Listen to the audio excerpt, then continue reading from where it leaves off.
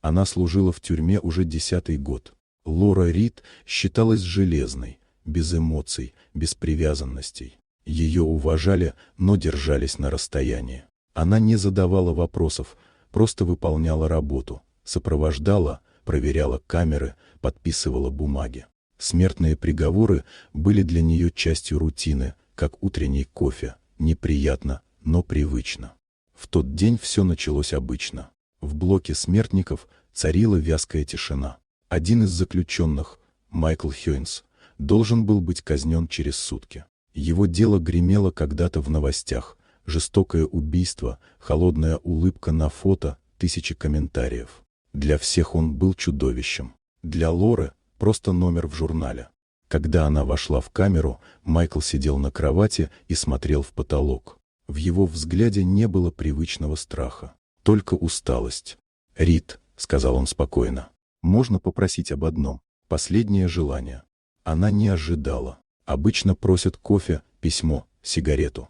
«Смотря что», — ответила она.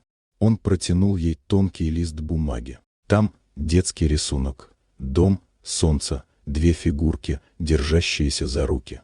Это мой сын нарисовал. Ему тогда было 6. С тех пор я не видел его. Не хочу, чтобы он помнил меня чудовищем. Вы могли бы передать ему это? Не письмо, не слова, просто сказать, что я любил. Лора долго молчала. Передавать что-то от смертника — нарушение. Но в этот момент она впервые за годы почувствовала не правила, а человека. На следующий день казнь прошла без инцидентов. Хёйнс не сопротивлялся, не плакал, только кивнул, когда их взгляды встретились. Через неделю Лора нашла адрес его семьи. Сначала колебалась, стояла у ворот, сжимая тот рисунок в ладони. Потом вышел мальчик, подросток уже, лет 14. Лицо — копия отца, только взгляд чище. «Ты Джейк Хёйнс?» — спросила она. «Да. Твой отец, он просил передать тебе это».